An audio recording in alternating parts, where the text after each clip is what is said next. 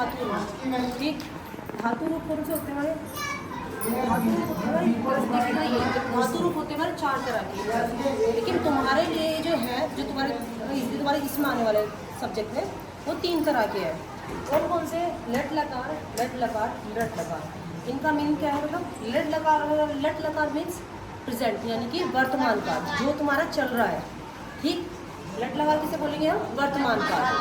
आगे आ हमारा लट लकार, ये क्या है? जो तुम्हारा निकल गया, जैसे तुम पढ़ के चले गए तो उसे क्या बोलोगे हम? पढ़ के आ गए, तो उसे भूतकाल यानी कि पास्ट, तुम्हारा बीता हुआ कल। ठीक, या बीता हुआ समय। ठीक, ज़रूरी नहीं कल ही बोलेंगे, बीता हुआ समय लो। तुम्हें सुबह का काम दोबारा तो नहीं करोगे, तो बीता हुआ समय हो गया। तो क्या है तुम्हारा? लट लकार। ठीक, तीसरा टॉपिक आता है हमारा लट लकार। अंतर क्या है? लट लट दोनों सेम है, लेकिन इसमें नीचे रह नहीं है, इसमें नीचे रह है।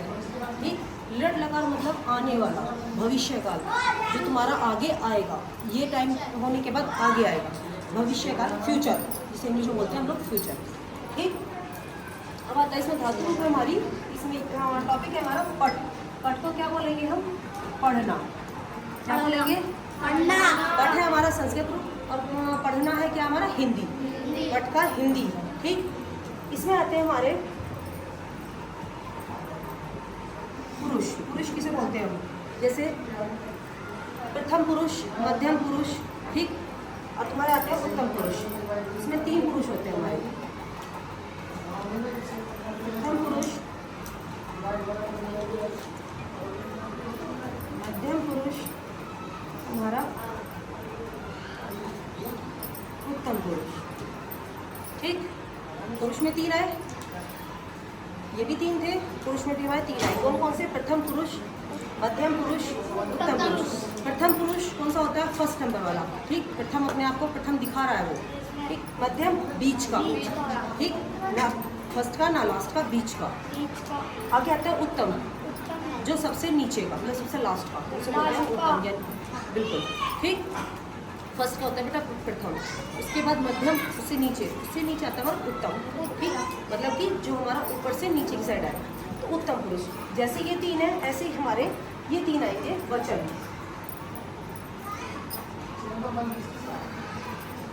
एक वचन,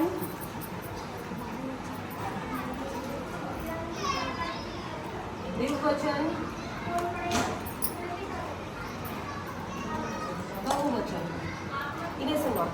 एक वचन एक होता है, किसी एक के बारे में पूछना। ठीक, द्विवचन, द्विवचन मतलब 2, किन्हीं 2 की बात करना है, किसी 2 के बारे में पूछना है, जानकारी लेना। ठीक, बहुवचन, बहुवचन भी अपने आप को शो कर रहा है। बहु मतलब बहुत सारे, 2 से ज़्यादा।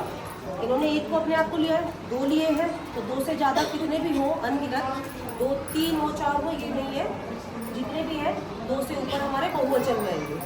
ठीक, टॉपिक क्या था हमारा? पठ। तो पठ को क्या बोलेंगे हम प्रथम पुरुष में? पढ़ना। ठीक, पढ़ती मतलब किसी एक के पढ़ने की बात है। ठीक, पठत, पढ़ती, पठत, पठंती, मतलब क्या है? पढ़ती, पठत, पठंती, एक का पढ़ना। ठीक, पठत किन्हीं 2 का पढ़ना, मतलब 2 एक साथ पढ़ रहे हैं, मतलब वे दोनों पढ़ रहे हैं या वे दोनों पढ़ते हैं, तो वो आएगा इसमें। वे सारे पढ़ रहे हैं या वे सारे पढ़ते हैं, तो वो आएगा पठंती, यानी कि बहुत सारे में। वे सारे जरूर पता नहीं है कितने हैं, इसमें हमने 2 का दिया है, इसमें हमने वह का दिया है, वह का मतलब होता है 1। ठीक, 2 का दिया, 2 में अपने आप पता चल रहा है कि 2 है। इसमें पठंती का दिया है, वो मतलब बहुत सारे, वे सारे तो मतलब बहुत सारे। इसमें पठ आता है हमारे मध्यम पुरुष में पटसी, पठत, पठत,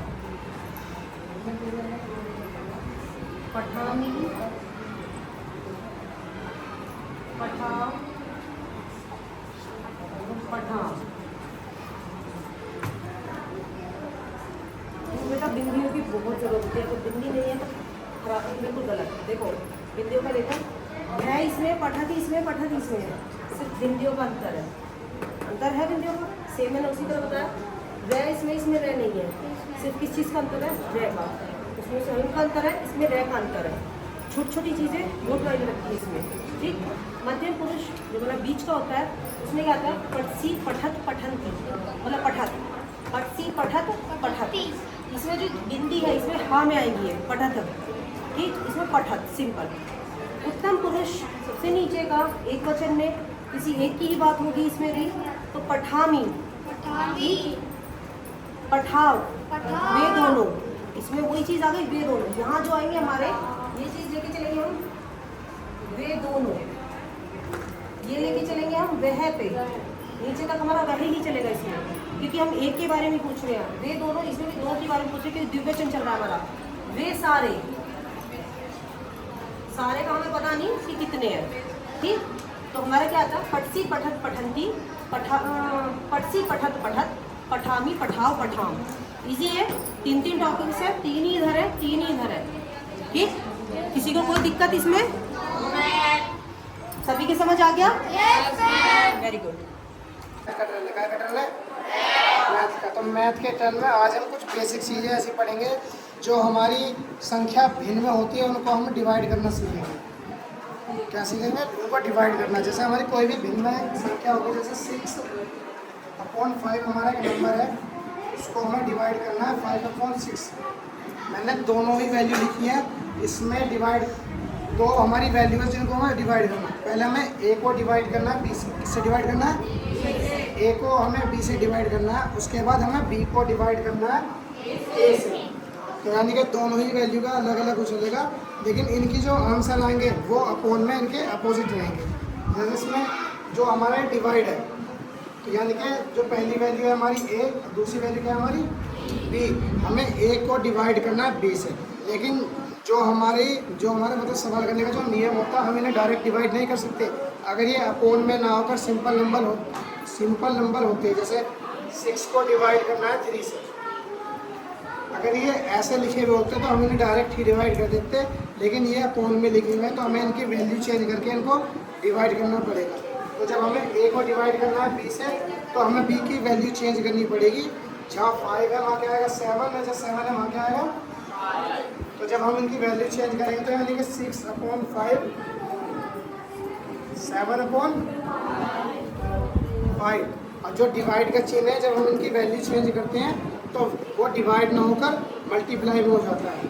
इसमें हो जाता है मल्टीप्लाई में। जब हम इनकी वैल्यू चेंज करते हैं तब वो मल्टीप्लाई होता है। अगर आप उनकी वैल्यू चेंज नहीं करोगे तो वो डिवाइड ही रहेगा। अगर आप इनकी वैल्यू चेंज नहीं करते हो तो फिर वो वही रहेगा 5/7 ही रहेगा ना। और आपने इनकी वैल्यू चेंज कर दी तो फिर 7/5। अब इनकी आपस में मल्टीप्लाई कर देंगे, तो यानी कि हम 6 की मल्टीप्लाई किसमें करेंगे 7 में, और 5 की मल्टीप्लाई, तो यानी कि 6 7 जा 42, और 5 5 जा 25। तो यानी कि जब हमने ए को बी से डिवाइड करा था तो उसकी वैल्यू कितनी आई 42/25। अब हम बी को डिवाइड करेंगे ए से, ये ही वैल्यू रहेगी। हम बी को डिवाइड करेंगे ए से, यानी कि 6/5 डिवाइड बाई 5/7। हमने ए को डिवाइड करा था, अब हम किसको डिवाइड करेंगे बी को। तो यानी कि पहले हमने किसकी वैल्यू चेंज करी थी बी की, अब हमें किसकी वैल्यू चेंज करनी है ए की। तो यानी कि जो फर्स्ट वाला है वो हमारा ए, सेकंड वाला हमारा बी। तो अब हमें बी की वैल्यू चेंज करनी है। जब हम इनकी वैल्यू चेंज करेंगे तो वो डिवाइड वाला किस में आ जाएगा मल्टीप्लाई में। तो यानी कि जब हम इसकी वैल्यू चेंज करेंगे आपस में, तो जहाँ 6 है वहाँ क्या आएगा, जहाँ 6 है वहाँ क्या आएगा 5, जब 5 है वहाँ क्या आएगा 6। हमने इनकी वैल्यू चेंज कर दी। जब हमने इनकी वैल्यू चेंज करी तो हमारा डिवाइड क्या हो गया, वो क्या आ जाएगा मल्टीप्लाई, यानी कि 5/7, 5 5 जा 5 5 जा 6 7 जा 6 7 जा 42। अब एक चीज़ का आप ध्यान देंगे, जब हमने ए को डिवाइड करा था बी से, तब हमारी वैल्यू कितनी आई थी 42/25। अब हमने b को डिवाइड करा ऐसे, तो हमारी वैल्यू कितनी है, ये 25/42। तो यानी कि मैंने आपसे क्या कहा था, जब हम इनको अलग अलग करके डिवाइड करेंगे तो इनकी वैल्यू में चेंज हो जाएगा। तो यानी कि जो संख्या पहले अपॉन में थी फिर वो क्या चली जाएगी, ऊपर चली जाएगी, क्योंकि पहले अपॉन में कितना था 25, अब अपॉन में कितना है 42, क्योंकि जो अपॉन में 25 था वो का चला गया ऊपर। तो समझ में से बच्चों के, तो ऐसे ही जो नंबर है हमारे, पहले हमने a को b से डिवाइड करा, फिर हम b को डिवाइड करेंगे a से। तो इसमें हमारे जो आंसर है मतलब डिजिट वही सेम आएगी, लेकिन जो पहले अपॉन में था वो ऊपर चला जाएगा और जो ऊपर था वो अपॉन में आ जाएगा। क्योंकि अगर आप इनको ऐसे ना मान लीजिए, जैसे एक हमारी वैल्यू a है, एक हमारी वैल्यू b है, जो हमारे पहले जो नंबर b है वो दूसरे नंबर पे कहाँ चले जाएगा, a पर, और a कहाँ जाएगा, b पे। तो यानी कि दूसरी बार जब हम इनको डिवाइड करेंगे तो इनकी वैल्यू भी इंटरचेंज हो जाएगी, क्योंकि अगर आप 42 को a मान रहे हो और 25 को b मान रहे हो तो इनकी वैल्यू चेंज होगी ना, क्योंकि b 25 की वैल्यू क्या है b, 42 की वैल्यू क्या है a। तो यानी कि सेकंड बार इनकी वैल्यू क्या होगी, चेंज होगी। समझ में आ चुके।